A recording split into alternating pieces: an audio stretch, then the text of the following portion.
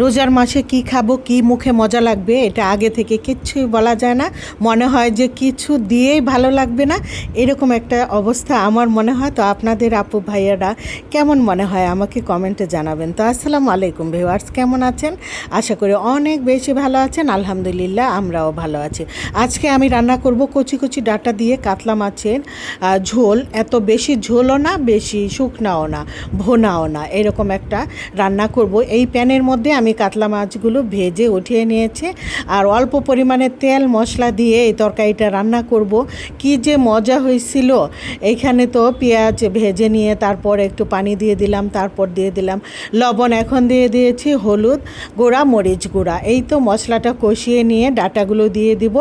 ডাঁটাগুলো দেখতে লাল সবুজ অনেকটা, কিন্তু কি আশ্চর্য, ডাঁটাগুলো রান্নার পর একেবারে সবুজ আর কচি, একদম লকলকা হয়ে যায়। রান্না যখন ডাঁটাগুলো ফুল সিদ্ধ হয়ে যাবে তখন একদম সবুজ হয়ে যাবে।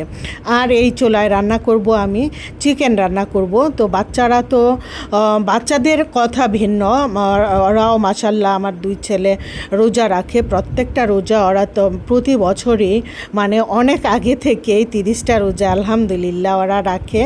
তো ওদের কথা ভিন্ন, ওরা এখনও বাচ্চা, ওরা দেখা যায় যে চিকেনটাই লাইক করে। রমজানে চিকেন মানে প্রতিদিনেই ওদের চিকেন লাগে। আর খাসি, গরু এগুলা তো রান্না করলে খায়, কিন্তু চিকেনটাকেই ওরা বেশি পছন্দ করে।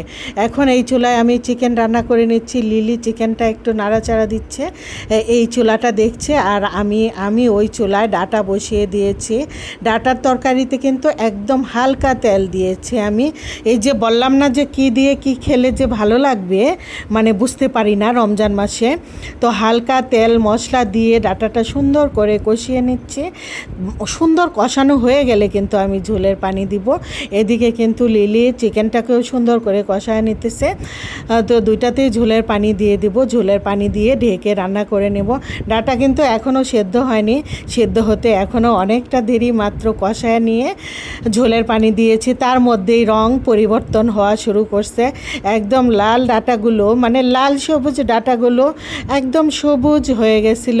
আর খেতে যে এত মজা ছিল যে কোনো তরকারি রান্না করলে দেখা যায় যে মুখে স্বাদ লেগে থাকে, এইরকম একটা মজা ছিল তরকারিটা। এই যে আমার তরকারিটা এখনও শেষ হয়নি হওয়া, একটু কাঁচামরিচ দিব নামানোর আগে, আর একটুখানি ঝোল কমবে, খুব বেশি একটা ঝোল কমাবো না। খুবই মজা ছিল। এইটাও অনেক ঝোল কমবে, তারপরে মানে ভুনা ভুনা রেখে নামিয়ে নিব। আর হচ্ছে রান্নার এক পর্যায়ে বাজার থেকে ভুঁড়ি নিয়ে আসছে, তো ভুঁড়িটা পরিষ্কার করাই ছিল। তারপর আরেকটু পরিষ্কার করে সুন্দর করে ধুয়ে তারপর হচ্ছে একটু হলুদ দিয়ে জাল করে নিচ্ছি ভুঁড়িটাকে। ভুঁড়িটা যদি একটু হলুদ দিয়ে জাল করে নেওয়া যায় তাহলে দেখতেও সুন্দর লাগে, আর ময়লাগুলো উঠে যায়, সেদ্ধ হয় তাড়াতাড়ি, অনেক ভালো হয়, বিশেষ করে দেখতে খুবই ভালো লাগে। তো এই ছিল আমার আজকের ভিডিও। সবাই অনেক বেশি ভালো থাকবেন। আল্লাহ হাফেজ।